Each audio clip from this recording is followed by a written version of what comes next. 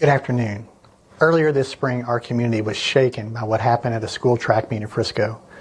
The violent loss of 17-year-old Austin Metcalf. For weeks now, my team has been presenting evidence to the grand jury, and today I summarized that evidence, and I asked the grand jury to return a first-degree murder indictment against Karmelo Anthony, which they did. With this indictment, the case now moves formally into the court system. From this point forward, we'll continue doing our job both fully and fairly to pursue justice under the law. As for the scheduling of the trial, that will be up to the court. But when the time comes, we will be ready. Now, we know that this case has struck a deep nerve here in Collin County and beyond. And that's understandable. When something like this happens at a school event, it shakes people to the core. But let's remember that the justice system works best when it moves with steadiness and principle. That's what we're committed to, and that's what this case deserves. We're also mindful of Austin's family and everyone who loved him. Please keep them in your thoughts, and if you're willing, your prayers as well. Finally, let's remember that a defendant is presumed innocent unless and until proven guilty in a court of law. Today's indictment of Karmelo. Welp. I mean, honestly, let's just be honest, guys. I can't say that I'm really too surprised. I personally never had any doubt that Karmelo Anthony was not going to be charged. Now, whether he actually goes to prison or not, I don't know. It seems that his only saving grace would have been DEI initiatives in the woke climate and the culture. But it appears that the American society as a whole, not each individual person, but as a whole, have decided that the wokeness has got to stop. So now, how will this play out? This young black boy with a promising future that crashed out and decided that he wanted to unalive somebody, a white boy at that, wanted to claim self-defense. I'm just saying, man. I'm just saying, what do you expect to happen? Karmelo Anthony is an expected and routine step in the legal process. An indictment is a procedural step that happens in virtually every felony criminal case. It's a document that lays out for both the prosecution and the defense what the prosecution must prove beyond a reasonable doubt in court. An indictment simply means that a grand jury, after hearing only the prosecution side of the story, determined that there was enough evidence to allow the case to move forward to court.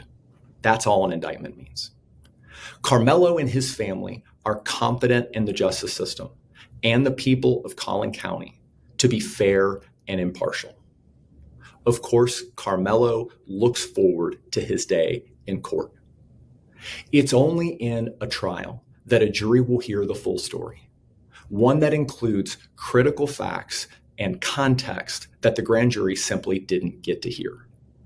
It's only in a trial that both sides get to present evidence and cross-examine each other's witnesses. This is why our justice system is based on the principle of a full and fair trial. Now, this is true. This is fair. It's a fair point. The guy deserves a fair trial. My thing is, I don't know how you're going to justify bringing a deadly weapon, because that's what a knife is, a deadly weapon. Bringing a deadly weapon to a school event, and then whatever happened, because like I don't know if you've been under a rock, but they released the video, or that people have access to the video. You can't show the video, you can't record, have recordings of the video, but you can go see the video. And from what they're saying, it's about a 30 to 40 minute long video, and there was no big altercation that would justify stabbing another person.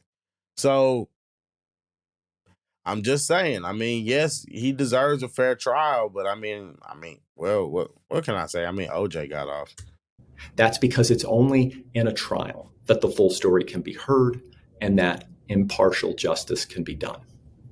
We expect that when the full story is heard, the prosecution will not be able to rule out the reasonable doubt that Karmelo Anthony may have acted in self-defense.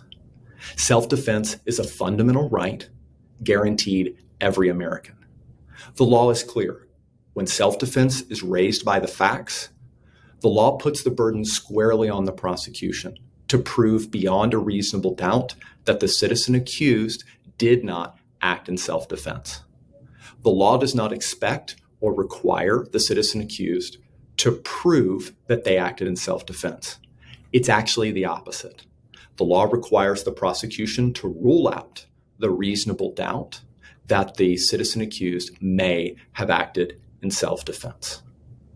We understand that this case has sparked strong reaction. And I get what he's doing, but all he's essentially just saying is just that Karmelo Anthony has not been proven guilty. I mean, yeah, we get that. Well, maybe some people don't, but I don't know. But I'm just saying it's just elementary to me.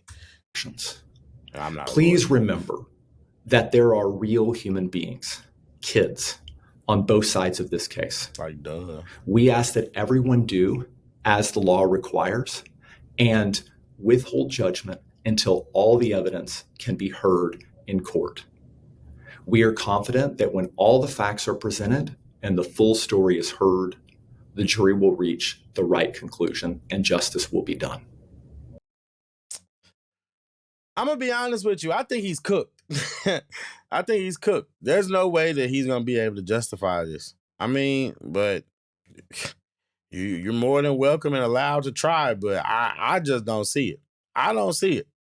It's just too many circumstances that are just against you in this situation. Like, how do you justify bringing a weapon to school already? And then I heard stories about him saying that they were bullying him already or something like that. You still can't bring a weapon to school. It'd be one thing if you outside of school, but, and I mean, look, we got to be real. It's only, I mean, you only committing a violation if you get caught. But it's one thing if you were walking home. It's one thing if you were at the store, but you came to the school event. You sat on a bench on the bleachers with a group that wasn't your group.